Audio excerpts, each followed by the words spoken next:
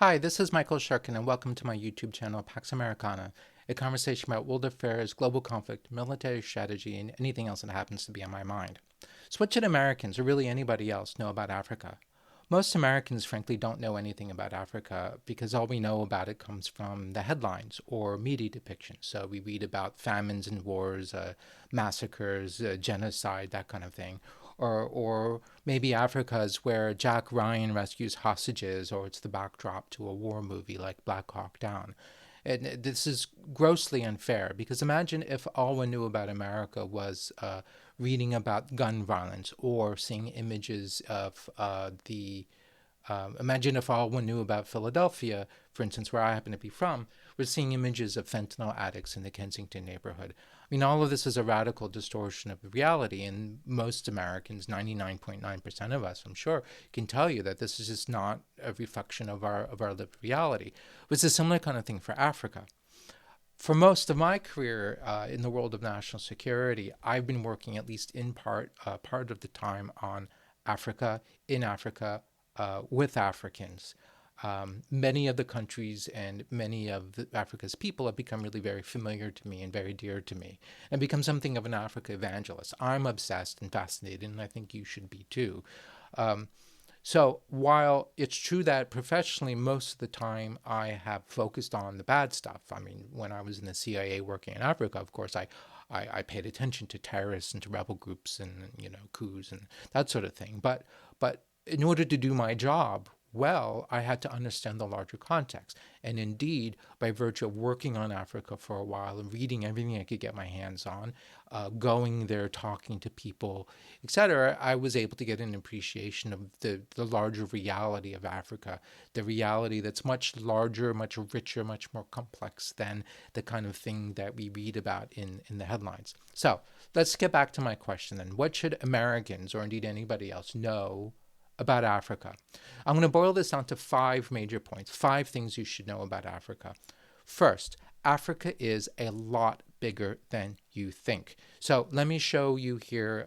This is just an image that I pulled off of the internet. It's just something actually that I used to start almost every briefing I've ever given on Africa, right? What do you need to know? It's just gigantic. Africa is bigger than you think. African countries are bigger than you think. And here, this is this classic example of how the famous Mercator projection, most of the world maps that we see around us and hanging on the walls of schools, etc., distort this reality by making like Greenland gigantic and making Africa, frankly, very, very small. This is a huge mistake. So just look at this. Like, this is how the United States fits into this, right? It covers only a small portion of the continent. I once on Google Maps, I wanted to appreciate the distance between, let's say, between the Sahel, or at least up through Chad.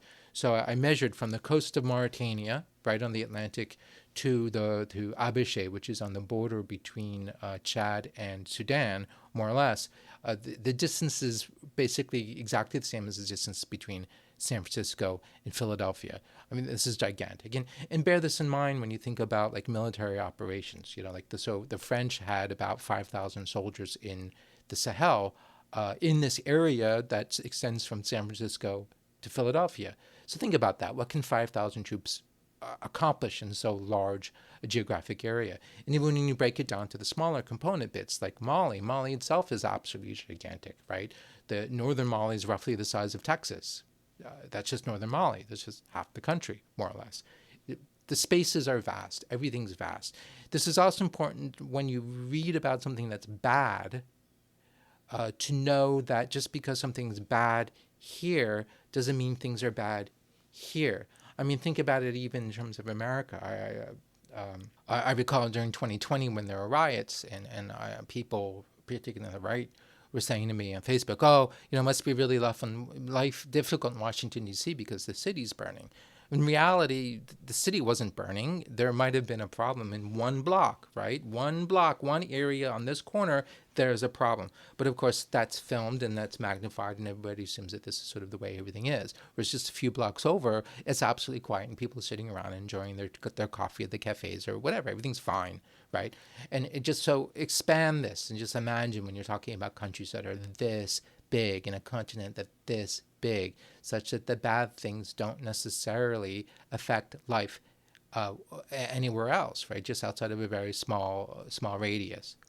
The second part that we need to know, the second thing you need to know about Africa, there are a lot of Africans, and there will soon be a lot more Africans. Let's talk demographics. The total population of the continent at the moment is about 1.8 billion people, and it's growing faster than anywhere else on the world. The World Bank has estimated that Africa's population is going to double by 2050, when there will be an estimated 2.5 billion Africans, which will, at the time, according to the World Bank's estimates, be about 25% of the world's population. So where do they live?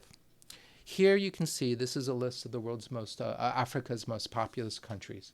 The biggest of them all, the biggest country in Africa, population-wise, is Nigeria. Think about this, Nigeria, which maybe in our minds is a small country. It's not. It's a huge country, and it has a giant population. 237 million people in Nigeria at the moment. Right? Remember, in Europe, Russia has, I think, something like 114 million. Germany has, I don't know, like 84 million. Not a lot of people compared to Nigeria. Below Nigeria, we have Ethiopia, 119 million. Egypt, 111. Democratic Republic of Congo, 115 million. Tanzania, 67. South Africa, 60 million. Kenya, 58 million. Sudan, 50 million, Uganda, 49 million, etc. These are large countries population-wise, and these populations are growing fast. Just to give you some numbers for the population growth rates. Nigeria's population right now is growing at about 2.4% annually. The Democratic Republic of Congo, 3.3%. Angola, 3.1%. Niger is the record breaker. 3.8% population growth. That's absolutely insane, particularly given the poverty of that particular country, Niger being one of the poorest countries on the entire continent. Mali, 3.1% population growth. To give you some sense of comparison, the United States has a population growth of 0.5%. France has 0.3% population growth, right? So you get it? Africa is growing really rapidly, while the rest of the world isn't growing much at all. Also, another factor about this African population growth is that it's increasingly urban. Africa has a very, very large urbanization rate. So most of us think, when we imagine Africa, we imagine these little villages out in the bush. Now that, of course, exists, and that will continue to exist for a while. But for more and more Africans, the reality is going to be urban. So it is estimated, for example, that 70% of the population growth that we were talking about is going to be urban. So what are the big cities that we have to look at? The most populous ones are Kinshasa, the Democratic Republic of Congo, of 16 million people. Lagos, Nigeria, 15 million. 15 million, that's huge. Cairo, 10 million. Giza, 9 million. Luanda, 9 million. In Angola. Dar es Salaam, Tanzania, 7 million. Khartoum, who knows what it is now? I don't know if these statistics match the reality given the terrible things that have been going on in that city. 6 million. Johannesburg, 6 million. Abidjan, Cote d'Ivoire, 6 million. Addis Ababa, the capital of Ethiopia, 5 million. Nairobi, 5 million. Many of these cities also have stupendous growth rates. And from what I read, the 10 fastest growing cities in the world are all in Africa. A number of African cities have absolutely insane population growth rates. We're talking above 2%. I believe the leader in this pack is Bamako, which has a population growth rate of 2.9%. The CIA fact book says that Bamako's population is going to, of 3 million, it's currently 3 million now, is going to double by 2035. So what does this mean? It means that there are a lot of Africans, there are more and more Africans, there are going to be far more Africans relative to the rest of the global population. And for many of these Africans, their reality is going to be urban. Now, another important aspect of demographics before we leave this topic is the youth bulge. Let's talk about this. With such a stupendous population growth rate, a large majority of Africans are very, very young. Now just look at this graphic. This is absolutely insane. For many African countries, it is true. One can read that. You'll see things like, the average age of the citizen of this country is 12 or 15, right? So it seems true that most Africans alive today were actually born in this century, which is mind-boggling. Just think about this. Now, to give you a point of comparison, to understand how unusual and how distinct this is, here is a comparable graphic showing the population of Europe. It looks different, doesn't it? Or here is the United States. Again, it looks very different. Here's China's chart. Of course, China is weird because they have their own, they're weird, the one-child population to control the one-child policy to control the population. But the result is that you get something like this, right? Compared to here, again, just to return to what we see for Africa. So you've got a growing population, rapidly growing population, and this population is increasingly urban and young, very, very young. These are very important things to keep in mind. When people say, it sounds like a cliche, that the future is Africa, yeah, it kind of is, right? When you think about this, because just think about all these young people, all these people who have all of the energy of young people, who have all the creativity of young people, of all the ambition of young people, all the expectations of young people. It's a big deal, right? This is going to shape global history moving forward. Third thing you need to know about Africa. African economies are growing rapidly. That economic growth is, to be clear, it's uneven. It varies from country to country, from place to place. Often many countries or within the country or on a continental level, you have areas of vibrancy, of intense economic activity. Other areas are basically economic backwaters. But on aggregate, the economies are booming. What are the key sectors of the African economy? The largest by far is agriculture, both in terms of contribution to GDP, in terms of employment, et cetera. It's a really big deal. It's not as productive as it needs to be, and it's increasingly productive. But there is, by the way, hint if you're an investor, this is an area where there's a lot of room for improvement in terms of productivity. But needless to say, it's already a vast sector, and it's very huge and very important. Similarly, we have, of course, extractive industries, mining, fuel, oil, gas. All of these things are very important. The mining, regrettably, is going to become more important because of the competition we see now over strategic materials and minerals and rare earths, etc. Africa has a lot of that, all of that stuff in large quantities, and that's going to be, I think, a driving force in African economies and also the way the rest of the world interacts with Africa, for better or for worse. We also have telecommunications.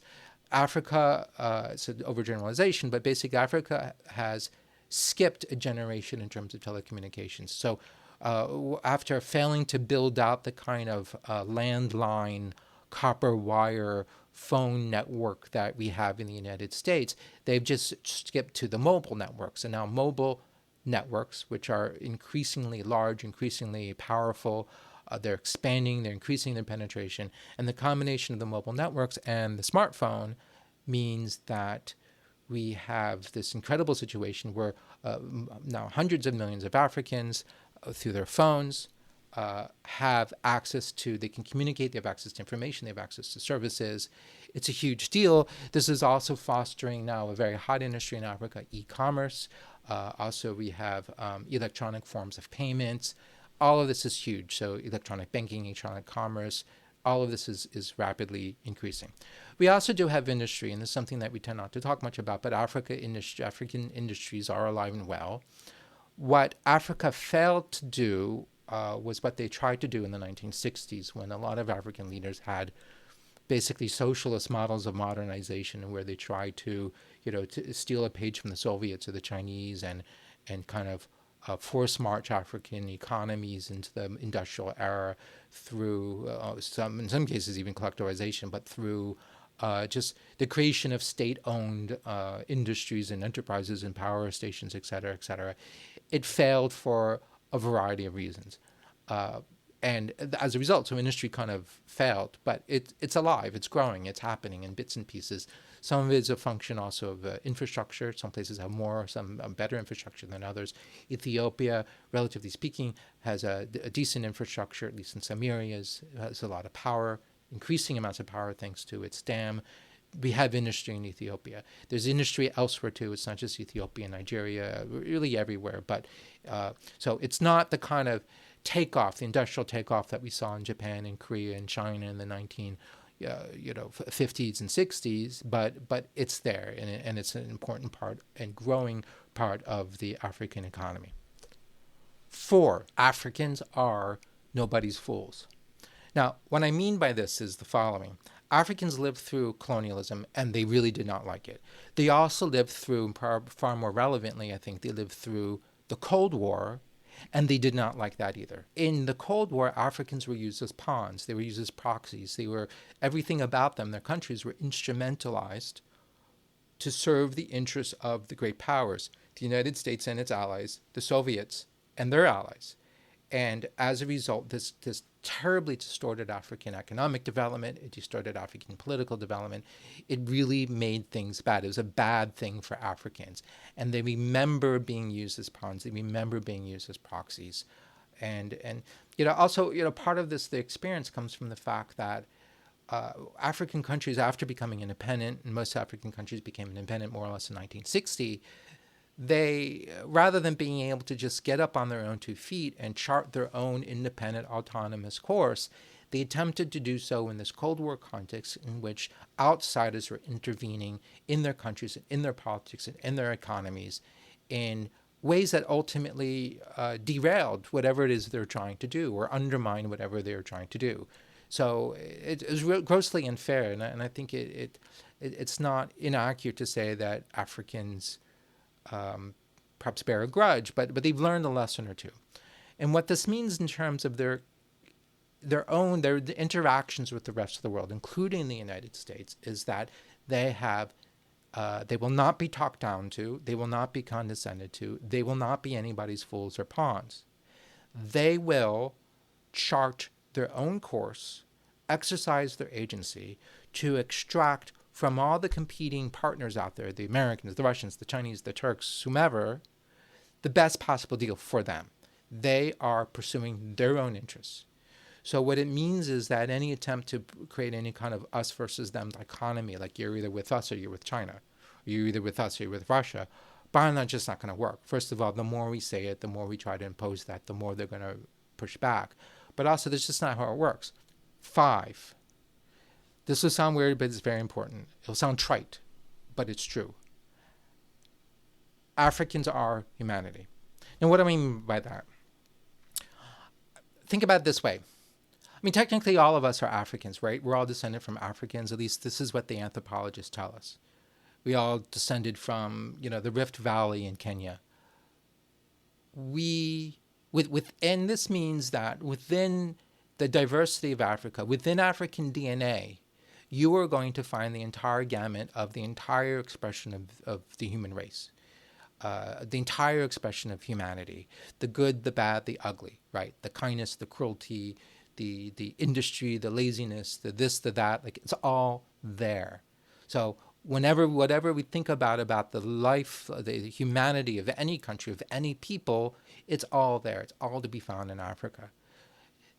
This has to be kept in mind because it's a way to push back against legacy tendencies to exoticize or to think about Africans as primitive, right? It's not that. It's not that like they are primitive and then we have evolved, right? It's complete absurdity. It's rather everybody has evolved because they are all the same humanity, right? In terms of our own basic humanity, it's the same. So Africa is humanity, or rather Africans are humanity. So these are the 5 things you need to know. 1, Africa is much larger than you think it is. 2, there are a lot more Africans than you think, and there are going to be a lot more of them both in absolute terms and relative to the rest of the world's population. 3, Africa's economy is growing rapidly. 4, Africans are nobody's fools, and we need to remember this all the time. And 5, Africans are humanity. You've got in Africa, in African societies, the full expression of the entire gamut of humanity. If you like this video, please like and subscribe. Thank you for watching. Also, check out, you can see I put links in the description to my Substack page, also Pax Americana. You can also find me on LinkedIn and Twitter. You also have my website, michaelshirkin.com. I've also put below in the description some links to some of my favorite books about Africa and Africans. Please check them out. And of course, if you buy any of these books, this actually helps support this channel, and for that I am really very grateful, because I want to keep doing this. So thank you very much, and I'll see you in the next video. Bye bye.